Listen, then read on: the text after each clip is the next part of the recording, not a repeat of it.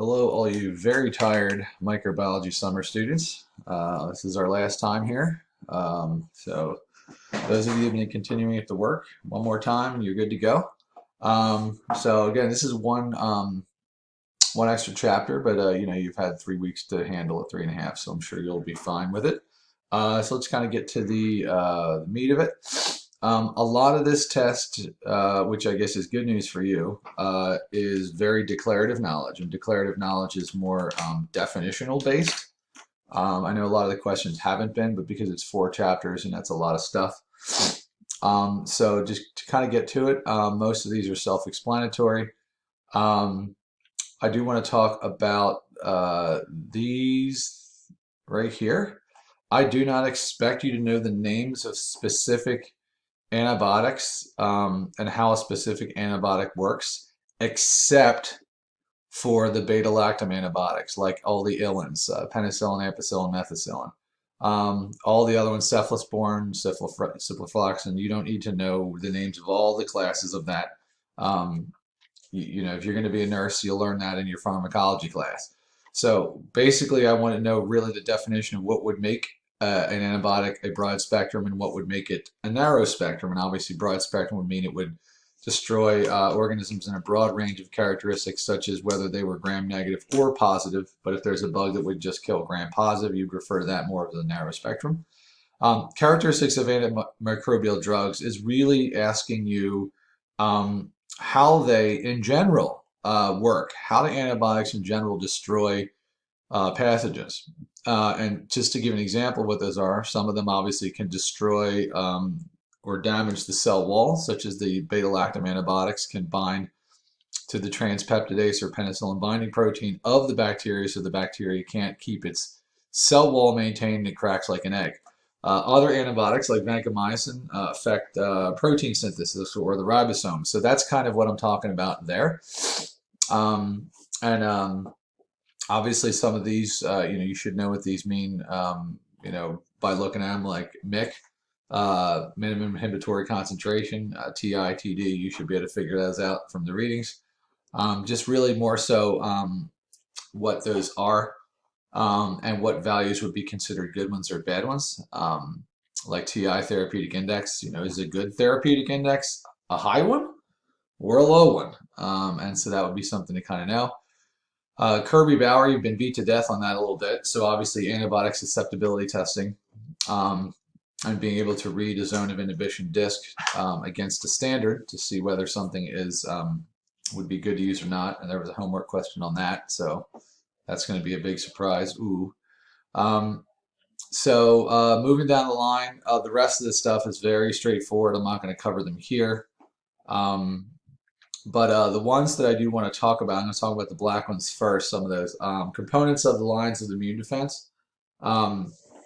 So this is going to have you bring back some information from the previous chapter. But understanding like what is considered, the first, second, third line of defense. Obviously, first would be like skin or mucus, stuff like that. Second would be like diapedesis and phagocytosis. Third would be more of your antibody-mediated responses. So that's kind of what I mean by that.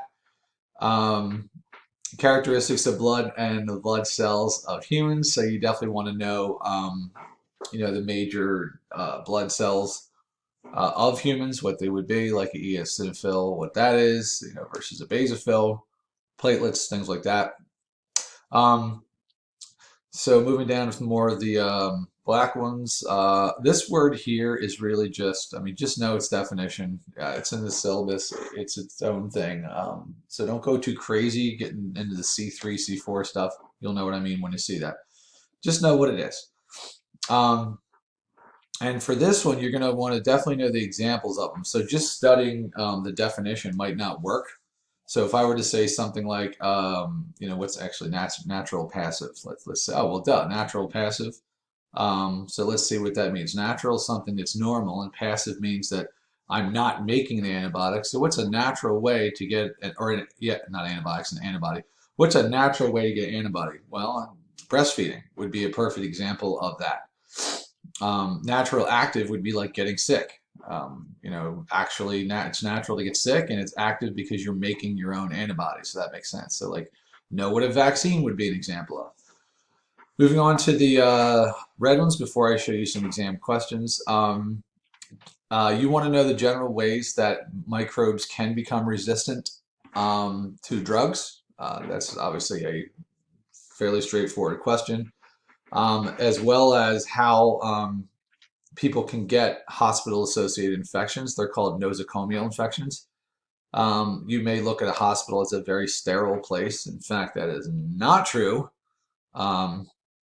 So infections that people get in a hospital that they didn't have before are called nosocomial infections. So what sort of factors would increase or decrease that? Diabetes is pretty straightforward. MHC 1 and 2, you want to know the difference between those two. And the fact that obviously antigen presenting cells are the ones that are MHC 2. And the self-recognition would be MHC 1. You want to know a little bit more than that, obviously. But that is a general start to that one. And the last two, of course, how antibodies can interact with antigens, and excuse me, the types of physical anatomical barriers that the body has. The reason why you have mucus in your nose and saliva in your mouth.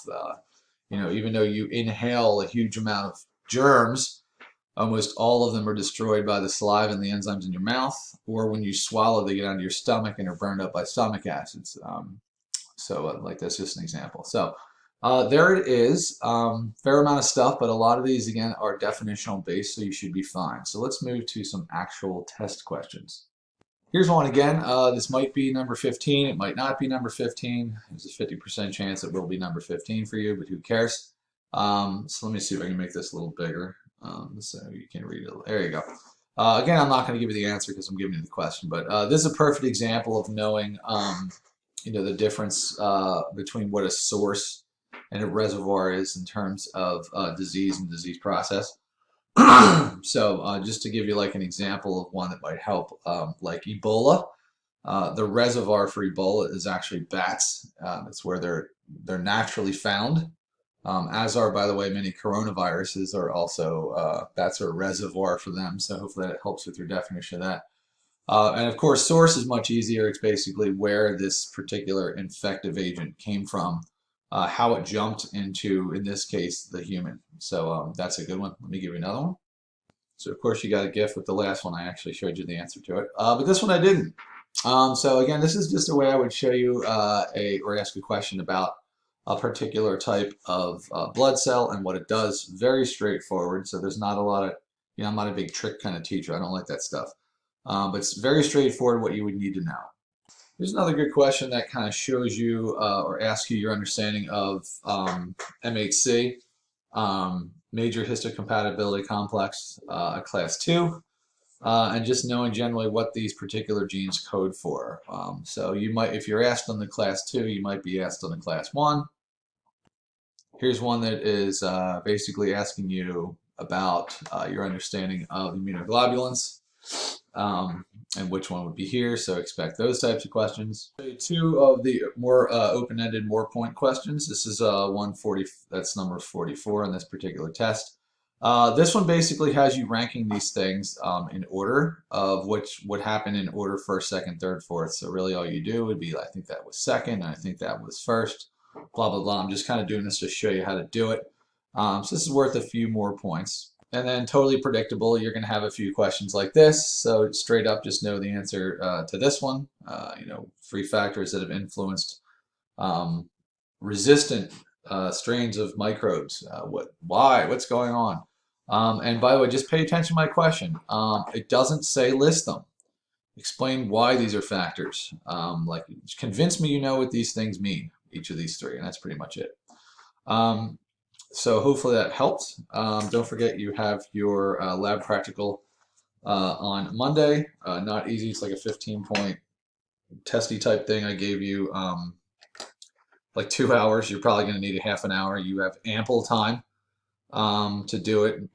In the past, students have taken an average of 24 minutes. I gave you 2 hours for it.